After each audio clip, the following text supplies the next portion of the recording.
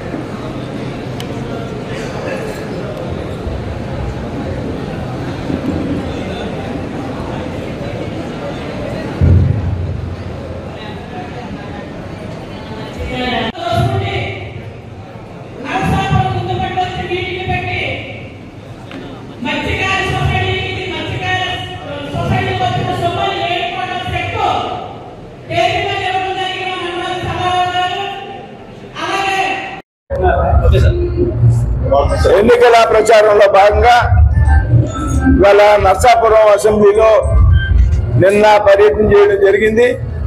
ఇవాళ అక్కడ ఈ తీర ప్రాంత మత్స్యకారుల సోదరులతో పెద్ద ఎత్తున సమావేశాన్ని నిర్వహించడం జరిగింది. ఎన్నికల ప్రచారంలో పాల్గొంటున్నటువంటి సందర్భంలో ప్రజల నుండి అపూర్వమైనటువంటి స్పందన కనపడతా ఉంది. మండు టెండలో సైతం ముఖ్యంగా మహిళలు పెద్ద ఎత్తున హారతులతో ఎదురు వచ్చి స్వాగతం పలుకుతున్న సందర్భం. మంచి ఫలితాలు వచ్చే విధంగా వారి స్వాగతం ఉంది. ఏదైతే ఈ ప్రభుత్వం మీద వ్యతిరేకత మనం ఊహించిన దానికంటే చాలా ఎక్కువగా ఉందనేటువంటి విషయాన్ని ఈ సందర్భంగా గమనిస్తూ ఉన్నాం. దాంతోపాటు ఏదైతే ఈ మూడు పార్టీలు బీజేపీ, జనసేన, టీడీపీల పార్టీల కూటమి ఉందో ఈ కూటమిని ప్రజలు పెద్ద ఎత్తున ఆమోదించారనేటువంటి విషయం కూడా అర్థమవుతా ఉంది. ప్రజలు ఈ కూటమిని స్వాగతించారు. అందు కారణంగానే ప్రజలు పెద్ద ఎత్తున నీరాజనాలు పడుతున్నారు. అనేక విషయాల మీద వారితో మనసులో ఉన్నటువంటి విషయాల్ని తెలుసుకోవడం, సమస్యల పరిష్కారం దిశగా ఆలోచన చేయడానికి కూడా మేము ప్రయత్నం చేస్తున్నాము.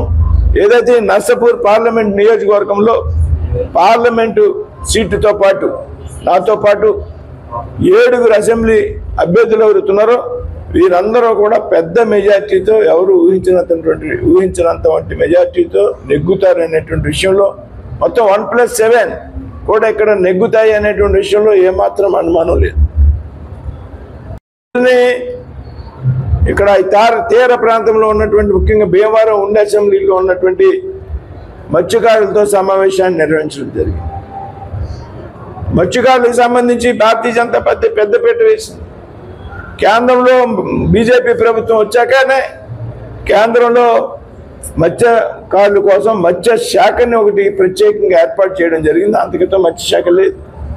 అలాగే ప్రధానమంత్రి మత్స్య సంపద యోజన కింద అనేక రకాలమైనటువంటి లబ్ధి చేకూర్చేటువంటి కార్యక్రమాలు చేస్తూ ఉంది.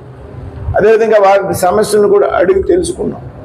అదేవిధంగా ప్రధానమంత్రి విశ్వకర్మ యోజనలో ఈ మధ్యన 18 కుల వృత్తులు అవుతున్నాయి. ఆ కుల వృత్తుల్లో వారికి ఇచ్చేటువంటి పథకం కింద అందులో 2 వృత్తుల వారిని భారతీయ కేంద్ర ప్రభుత్వం చేర్చడం జరిగింది. ఎవరైతే మత్స్యకారుల కోసం బోట్లు తయారు చేస్తారో, ఎవరైతే మత్స్యకారుల కోసం వలలు తయారు చేస్తారో వారిని కూడా ఆ 18 చేతి వృత్తుల్లో చేర్చి వారికి కూడా ప్రధానమంత్రి విశ్వకర్మ యోజన పథకాన్ని వర్తించే విధంగా కేంద్ర ప్రభుత్వం కార్యక్రమాన్ని రూపొందించింది. అదేవిధంగా వారికి ఇంకా కొన్ని ఇబ్బందులు చెప్పడం జరిగింది. ఏదైతే నిషేధిత సమయంలో వారికి ఇచ్చేటువంటి వృత్తిని కొంచెం పెంచాలని, అది కూడా అందరికీ రావడం లేదు, దాన్ని ఒక సిస్టమేటిక్గా తయారు చేయాలని, అలాగే స్టేట్ లెవెల్లో ఫిషర్మెన్ వెల్ఫేర్ బోర్డును ఒకటి ఏర్పాటు చేయాలని, అదే ఫిషర్మెన్ హౌసింగ్ కాలనీని ఏర్పాటు చేయాలనేటువంటి విషయాలు వారు ఆ దృష్టిలో పెట్టడం జరిగింది. ఖచ్చితంగా భారతీయ జనతా పార్టీ మత్స్యకారులకు పెద్దపీట వేస్తుంది కాబట్టి, వారి గురించి నిరంతరం ఆలోచిస్తుంది కాబట్టి, నేను తప్పనిసరిగా పార్లమెంట్ సభ్యుడిని అయ్యాక వాటి గురించి తప్పనిసరిగా నెరవేర్చేటువంటి ప్రయత్నం చేస్తానని వారికి హామీ ఇవ్వడం జరిగింది.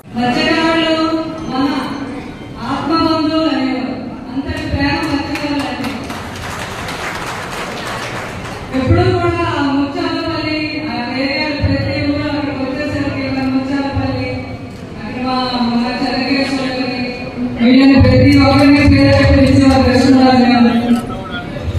నాకు కూడా అంత ఇష్టం.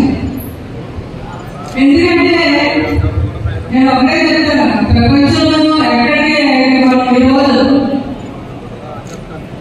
చేపలు తినాలి అంటే ఎన్నో రకాలు, ఒకటి పులసగా పడడం, ఒకటి పొచ్చిగా పడడం, అన్ని తినాలని కోరుకుంటే మేము వెళ్ళాము సముద్రంలో పడుకొని తినలేము. కానీ వాళ్ళు ప్రాణాలను పరంగా పెట్టి వాళ్ళు తెచ్చి అమ్మదే కదా మేమందరం హ్యాపీగా తిని ఎంజాయ్ చేస్తాం.